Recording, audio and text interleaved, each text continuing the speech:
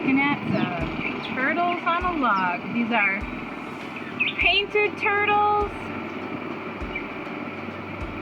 just south of the Sedge Meadow Launch.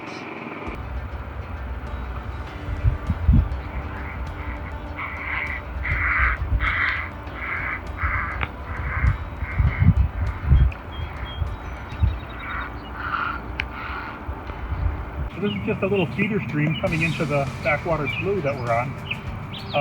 You can see the beaver dam there. The beaver has backed up the water to create the wetland area where if you're on the hiking trail from the Sedge Meadow parking lot, you can see this huge beaver dam.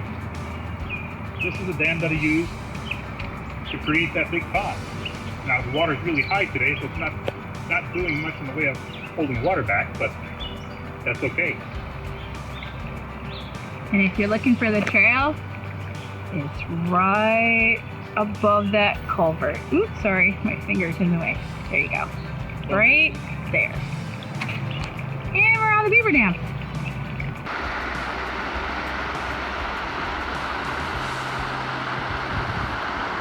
We're coming up on a very large beaver lodge.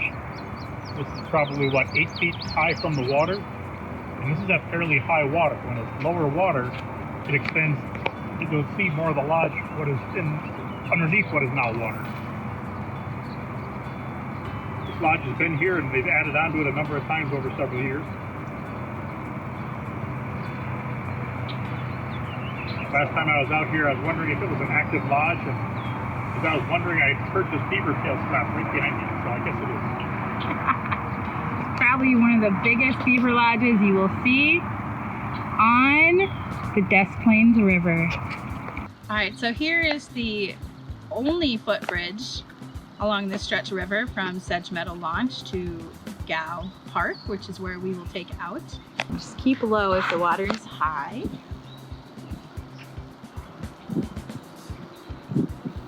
you come out the other side hoping to see an egret or that great blue heron that flew this way. What creek is this, Paul? Mill Creek. Mill Creek. There's several different areas of Mill Creek in Lake County. You can definitely see the difference of the color. It looks like somebody added creamer to the coffee. Beautiful day to be out on the river. So sometimes when the water is high enough, you get these little passageways that you can paddle through and explore. And so we're gonna go into one now. Wow, Paul, this is great. You see straight across there? Yeah. There's the river again. What? What a shortcut. So I'm just gonna pan this whole wet area, one of those backwater areas. And normally you wouldn't be able to paddle from the river into here, but because we just got a bunch of rain, you can. Now, just to point out, if you don't know the river really well, then you might not want to do too much exploring because you don't want to get lost or end up using more energy than you expected. So just be mindful of that if you do go exploring and into places unknown, there are greater risks, but there's also just wonderful things to discover.